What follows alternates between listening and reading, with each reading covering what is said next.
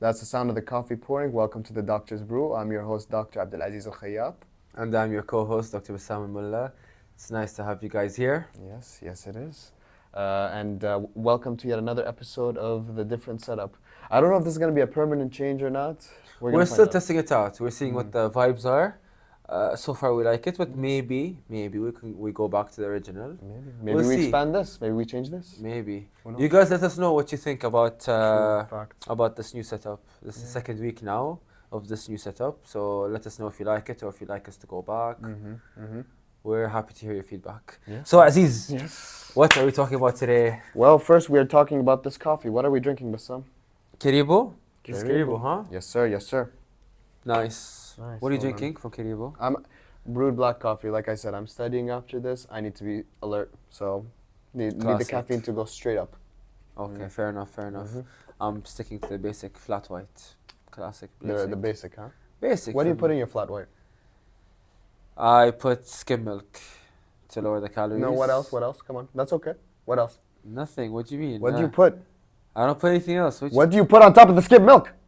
Sweetener? Hey. So, the official stance of this podcast is that we do not approve of sweeteners of any kind. Okay, especially in your coffee. That's considered what we call a violation. Why? I like sweet stuff. I put sweetener on everything. Anything that's I don't like anything that tastes like. The views reflected by Dr. Bassam Al Mullah are not those reflected by the Doctor's Brew Studios. I like sweet stuff. Anyone who bumps into Bassam, I please encourage you to bully him because that is not okay. Bro, you bullied me about wearing orange today. You bullied me about the sweetener. You're bullying me about everything. Let me clarify the orange stuff. Bassam calls me up and says, "Oh, I just spray painted my car orange," and he was so hyped up. He pulls up in the car; it's completely black. Okay, there's like no orange. He literally just wrote like where the name of the car company, the logo. He just made that orange, and he's like, "Yeah, bro, orange." Bastanis. Yeah, you can't. I mean, running around with an orange car is too much. A bit too much. Like orange scrubs, okay, maybe. A lot of people think that's too much. But No, I'm not gonna lie. The orange scrubs is a vibe. I Thank respect. In fact, I want to get a pair. okay, I have a discount actually from the company that I got this from, so I okay. can give you. Okay. We won't name the company until they give us a sponsorship. Company that discounted I'm hiding the name. Don't look at it. Yeah. Okay, so let's dive into it. Today we are going to talk about all the reasons why you should become a doctor. Or all the reasons why you shouldn't become a doctor. Let's go with that. It's a difficult topic. I think what most people out there are used to hearing, especially if you have relatives who are doctors or whatever, is all the reasons you should go into medicine, why you should be a doctor. Today we're going to branch out a little bit. Pause. Together, West. What if it wasn't recording? Okay. And because trust me, it will be sad if we went 25 minutes and it wasn't recording. Okay, 5 minutes in. Okay, ready. 1, 2, 3. So yeah, we'll. Okay, so before we talk about the reasons why we shouldn't be a doctor, let's at least give ourselves some props and talk about the positives. Let's just mention the pros, the positives, and then after that we can just go ham. Okay, I'll tell you my favorite thing. Okay. And by the way, already assume that I said all the cliche stuff. Oh, helping people, that, it's a great degree. You have doctor in the beginning of it. All the cliches, please insert them. We're not going to waste your time by listing them, okay? Those are great. We all know that we're here to help people. We love making people feel better. We love saving lives. All that stuff, good and great. We're talking about the other stuff right now, okay? My favorite non-cliche benefit of being a doctor is that, and I touched upon this when I interviewed Dr. Mohammed Banna, is the fact that being a doctor opens you up to everything. People being a doctor it gave me credibility to pursue different areas of my life that I didn't think I could ever have the credibility to pursue, like areas of journalism, research. There's a lot of things you can do as being a doctor that now they basically look like, oh, okay, you know what? You've gone through many years of training. You know a lot about the field of health, and it's a very unique perspective. We want to hear from you, And at such a young age, I'm quite privileged with that. So that's my favorite thing. Okay. I'm struggling to think of something that is a pro, to be honest. Okay. I think a good pro, it's not my favorite thing, but a decent pro is that you gain respect in society. Yeah, I mean, Not with everyone, but in general, no, but not with true. everyone, not with everyone, but in Some people general, hate us. yeah, people respect you more as a doctor, and that comes with its privileges, of Yeah. course, and it's like small day-to-day things. So that's something that I think is an okay. It's a decent pro. A decent. It's a Pro. decent pro. Yeah, It's a I'll say decent so pro. myself. Mm. Yeah. But now we're here not to talk about the pros. We're here to talk about the cons or the reasons why you shouldn't be a doctor. Yeah, and I think it's important to mention them, not because we want to sit here and complain, but because, you know, you should be aware. I know a lot of these things I wasn't aware of before going into medicine, and you should be aware. You know, you don't want to find out too late. Exactly. And a lot of people do, by the way. Dropout rate in the U.S., I think, for medical school, and this is after, you know, they've done an undergrad and they applied to medical school now. I think it's 15 to 18%. That's a lot. That's a lot. That's almost a quarter. Yeah. Almost a quarter of the people that pursue a career in medicine and then decide, no, this is not for me. And they're going on their dime as well. So it's like for here at Asinque, we're used to the idea that we're being funded the scholarships, and we're quite fortunate for that. But they're going on their own, you know, expense. And for 15 to 18% to drop out, that tells you something big. You know what I mean? That's money burnt, you know? It is. Yeah. But for the institutions, it's money they're making. It doesn't matter to them. True, yes, that's true, but they also want to maintain low dropout rates, Yeah. you know? Okay. So, cons of medicine. You know what? Let's do a little ping-ponging. You go Okay. first. Where do I start? Where do I start? There's so Okay. much. Okay. Okay. Hold on, I'll inspire you. You said something to me at the start of trainee year that stuck with me. Really? What? Yeah. What did I say? You don't remember? I say a lot of stuff. Okay. A lot of it's controversial, so I don't know. You tell me what I said, and then A lot. Okay. Controversial. That's the term we're gonna use. Okay, I like it. PG-13. Sorry, There PG. you No, you said to me, you're like, bro, I feel like every khafara we do, every on-call we do, is just a year off my life yeah, expectancy. yeah. That stuck with me, by the way. I don't know if I told you, but that really stuck with me. Honestly, after the problem is you don't get used to it. People say you get used to it. I don't think you get used to it. Yeah. Every time I've had a night shift, even if it was an okay night shift, even if nothing happened, it's just the lack of sleep. Plus, even if you do get the sleep, but sleeping in a foreign environment Yes. where there's noises and sound pollution and all of this stuff, it's just not the same as like sleeping in your own bed at home, and that takes its toll. It takes its toll on you physically, mentally, emotionally. Mentally, million, dude. It destroys the next day. I always have a bad day, and it takes me a whole day to recover. The day after a night shift or an on-call, I struggle. I personally struggle. Some people do better than me. Some people can handle it longer, but I Yeah. personally struggle. It's always a bad day, and I'm in not the best mood, No. and I either go home and sleep for a really long time, just like a really long afternoon nap, or I try to make it through the whole day and then sleep early. But then it's just you know that feeling after you've been swimming Yeah. in the on a hot summer day the whole day, and then you go home after you've had some pizza, and then you know that feeling of your whole body being destroyed, and you just wanna melt. Exactly. Yeah. That's the feeling you get, and it happens almost twice a week. Yeah. Almost. And with that, the on-call schedules, generally you have something, I remember hearing this for the first time, golden weekend. What do you mean golden? Oh, it just means regular. Just means regular It weekend. just- and you get that once a year, once a year. Once a month. Once a month you get a regular weekend. And that's significant. So if you're one of those people that you value okay, we all value our sleep. I hate when people say that, like, well, if you like sleeping, it's like, well, no, I mean, we all need to sleep, otherwise we wouldn't do it, right? Like, but if you're one of those people that, for example, you know that your sleep cycle is heavily associated with your mental health, you're not a night person, sadly, all these apply to me, but it's fine. That's one big thing to consider, for sure. I'll tell you my biggest turn off with medicine, which I learned about later on. I feel like the testing.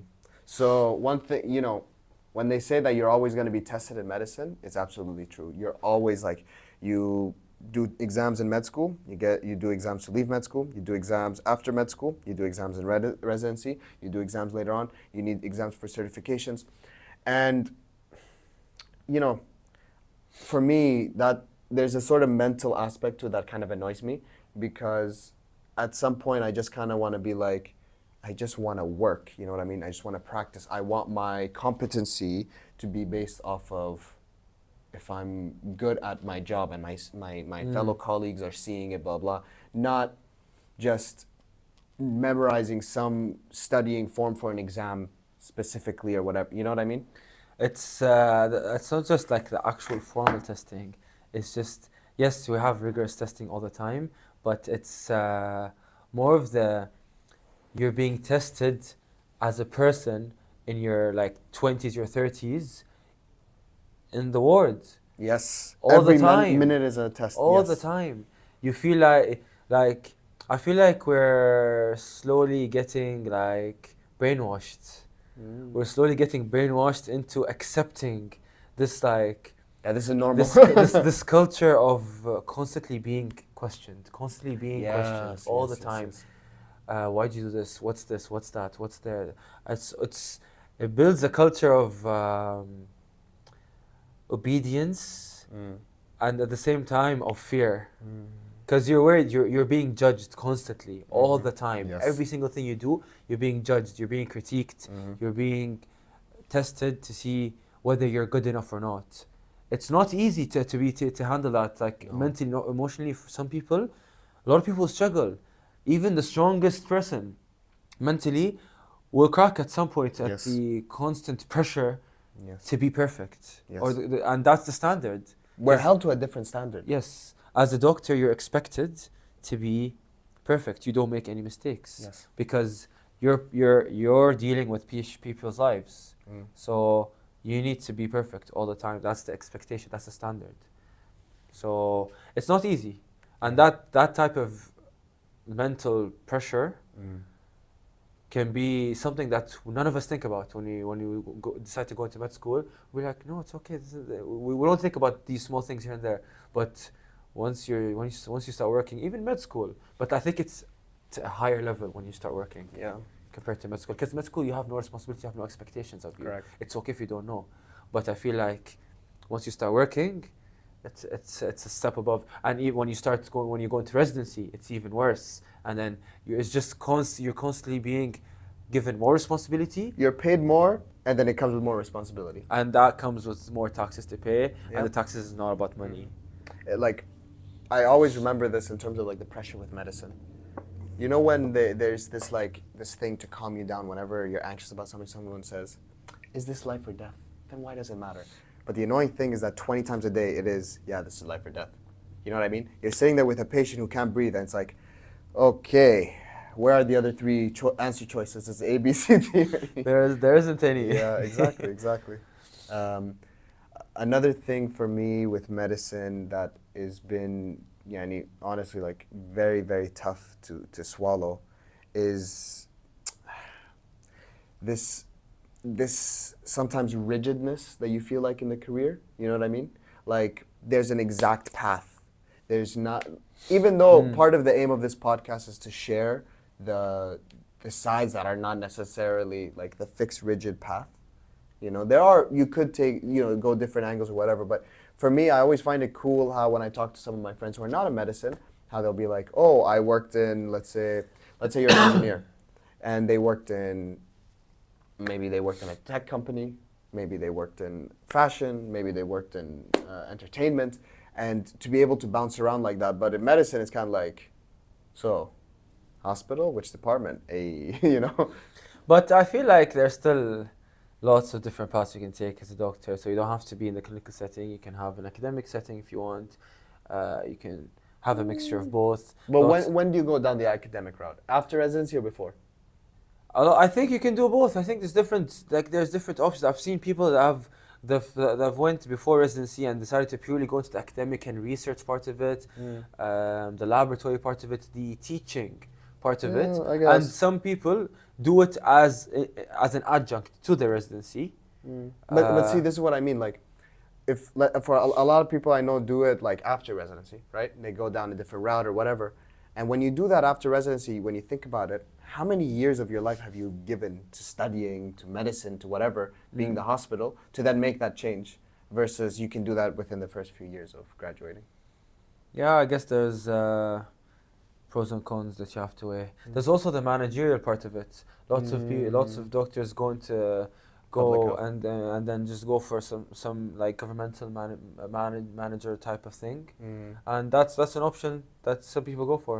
Yeah. So I guess there is some flexibility to your path in your career, but at the end of the day, yes, like relatively, we're not as flexible as other careers. Yeah. Yeah. And you do take it does take a lot of years of your life. That's a big one. Lot of years. That's a big one. You're locked in for a while. Yeah. So when you commit, you want to commit when you're sure. If you're not sure, you can risk it and commit and then maybe change your mind. A lot of people change their mind after a few years. Or just gaslight yourself the whole time. There's nothing. I don't know. Actually, because a lot of people make it sound like that's something wrong. But at the end of the day, everyone's going through a journey, and I feel like that was a part of your journey for you to discover that. Oh, I was interested in medicine. I did it. It wasn't for me, and now I'm switching to this. Yeah. So I feel because like everyone these days acts like it's a race.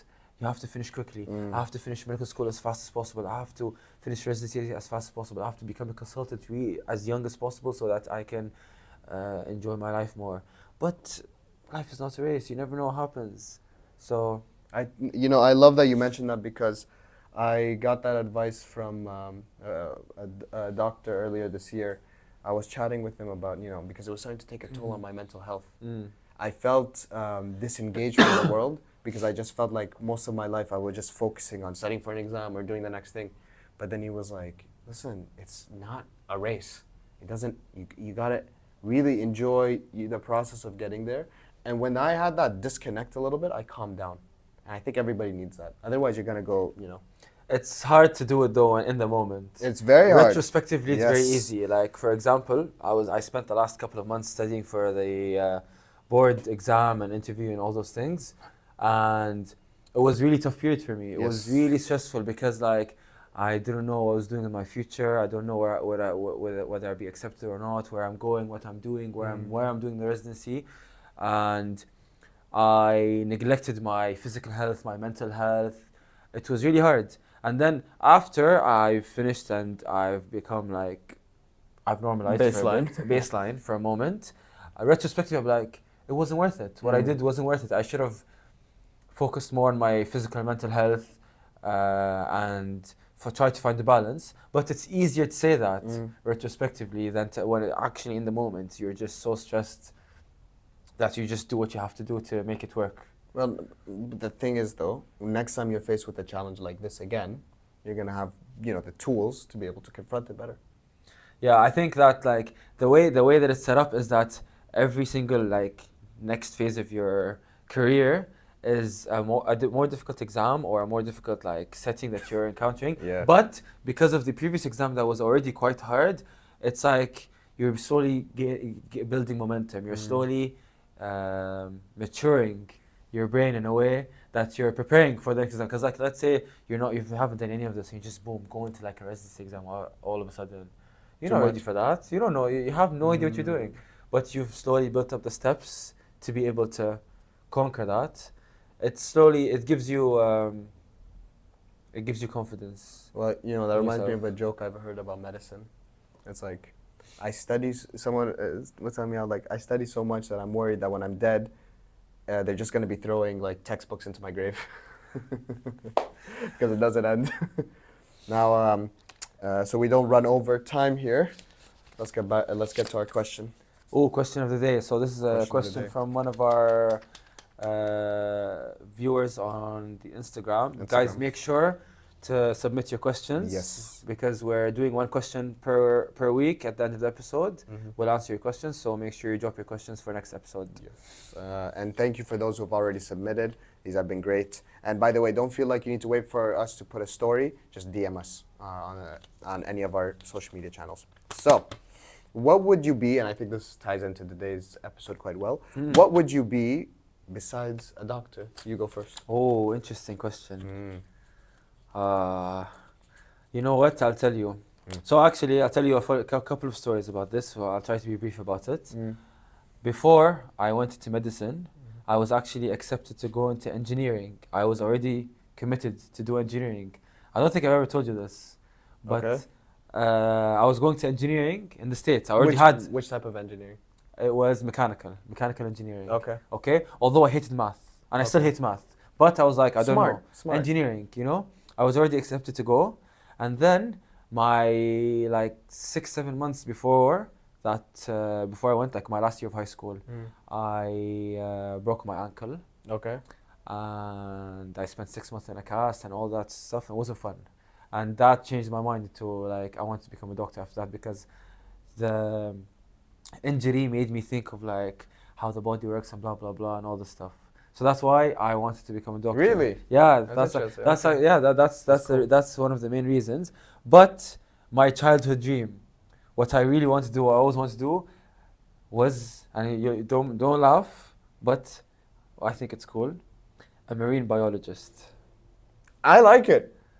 I listen. My first ever book as I a didn't child. know you were big on fish, but okay. Look, no, it's not just fish, animals in general. I love animals. Okay. My first ever book was an animal encyclopedia. It was just a random book of all the animals in the world. And I was mesmerized by it. I loved animals. I still love animals. I love them a lot.